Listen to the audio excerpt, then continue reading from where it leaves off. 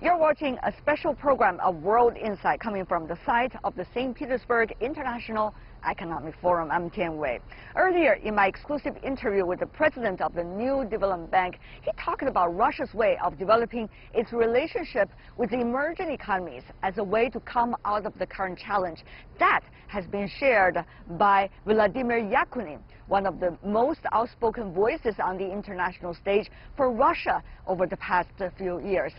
Dr. Vladimir Yakunin is the co-founder of the Dialogue of Civilizations Research Institute of Russia and has been the head of one of the most well-known state-owned companies of this country. Of course, he has over the years developed a very close relationship with the leadership of Russia.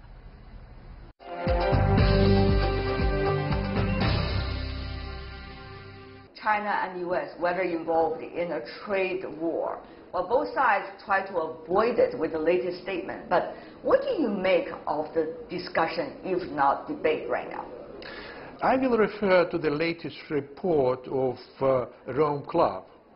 I'm not an buyer of this organization, but even they acknowledged that the existing model of some system, economic system, which we're again calling capitalism, expired, and they declaring that the new economic model should appear.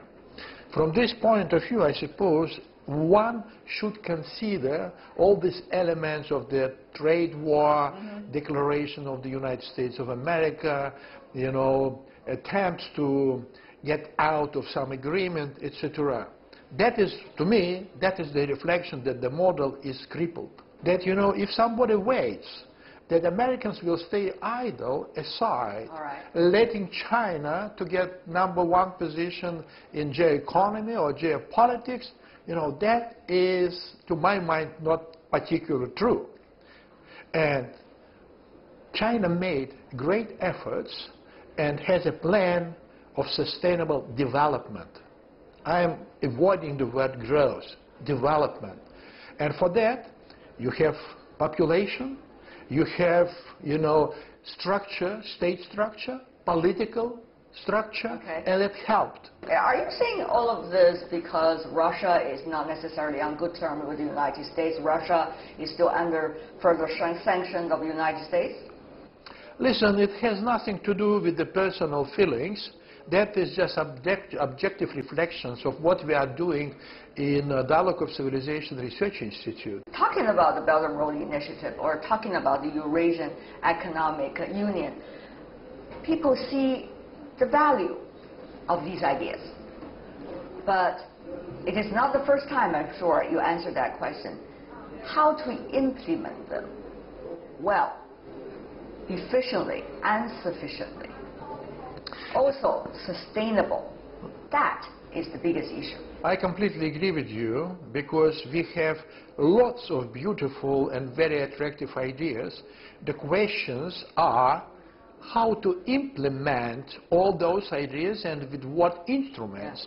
From this point of view, I suppose we should not omit the value of the idea of Euro-Asian project, because it is, in my opinion, possibly one of the reflections of the fact that unipolar world is not sustainable. I mean, what is the solution that we are asking some practical questions?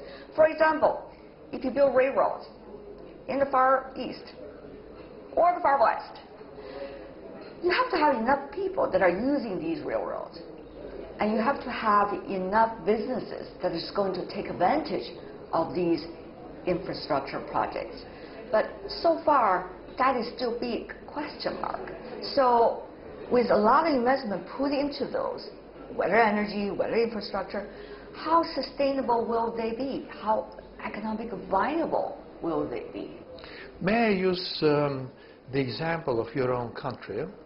You used to have the policy, one family, one child.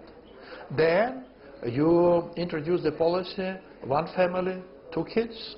Now, enjoy, develop your families. So the population in one place may be diminishing, in other places is growing. That is the advantage of China. On the other side, with the idea of one belt, one road, or belt and road, as you call it now, it is essential. Just imagine if we create the project of the railway structure going to the Bering Strait, through the tunnel, Alaska, to the United States of America. That will be, to my mind, obvious, you know, advantage for both, for China, for Russia, and even for the United States of America. It sounds beautiful, but you know, ideologically, politically, it's not possible. That's why I'm asking this question. Ideas are wonderful, but how to implement these ideas? The only ideology, that is the ideology, if it is different, that means enemy. That is the ideology which prevents. Otherwise, if we are talking business-wise, it will be advantage for the United States of America, for China, for Russia. But, you know, imperialistic approach, when, you know, if it is not me, the upper hand of everything, you know, that should be doomed, that is the ideology. That I understand. But the other layer really is about the economics of these projects. Absolutely. They have to earn money. And the companies, they have to have profits. What are your specific suggestions? My specific suggestion is that if we are talking about Euro-Asian collaboration, that should be some kind of institute, whether a corporation, whether something like that, you know, multinational, with a very particular idea and demand targets, what should be created, how to collaborate, you know, the project of One Belt, One Road initiative, Trans-Siberian, interest of Kazakhstan, interest of further India, you know, Pakistan, Iran, etc., and to try to balance it. But this organization should be independent in terms of taking decisions. Because if the business is responsible for the result, but it is state who every moment is giving, you know, the orders, what should be done, what should not be done, to whom, you know, to be friends, to whom not to be friends, then it is not business. Dr. Yakunin, I understand that even you personally is so-called uncertain sanction list of the United States and some of the other countries such as Australia.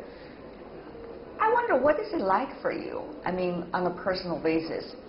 Once you can travel freely around the world, and now you could only go to limited numbers of these countries. Once you could interact with business people from all over the world in their hometowns, and now they have to come over here and visit you. To you, what is the nature of this challenge? Firstly, the nature of sanctions is absolutely abnormal. I'm not talking about myself.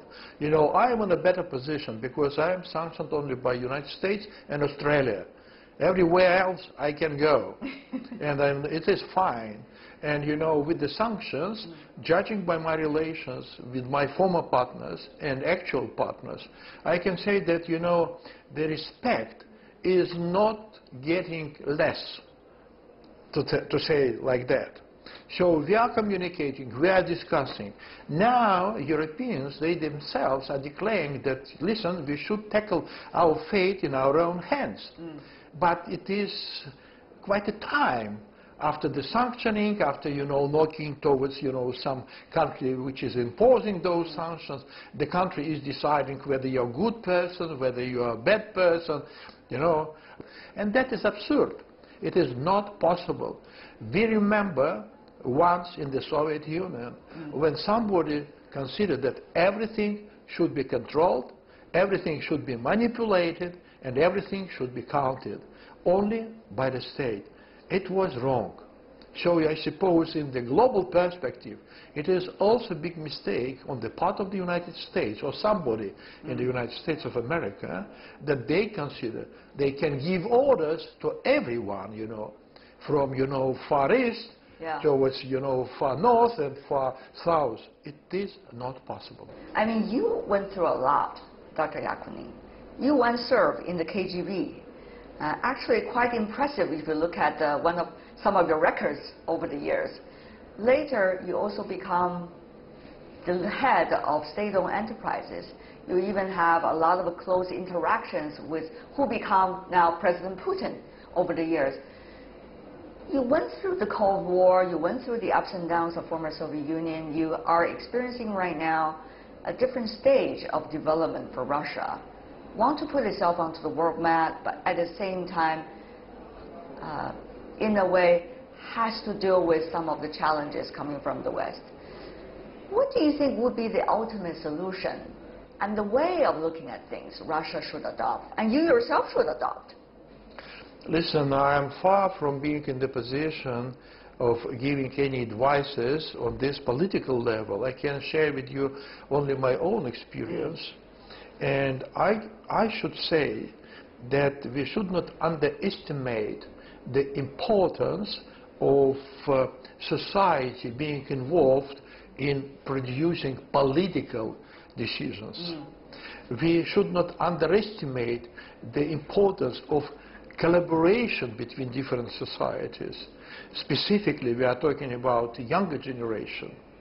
And we should not underestimate the fact that, listen, it is not possible to trade in all what you possess as a personality. Right. We all have this heritage, historical heritage. And to expect that if I start to be, to introduce myself to be absolutely westernized person, that will make any good for me or any good for my partners, that will be illusion. Dr. Yakunin, it is always a pleasure to see you here at the St. Petersburg and certainly at the forum. What a pleasure to see you once again. Thank you so very much much for being with Thank us. you, thank you. All the My best. pleasure. Thank you so much. Thank you.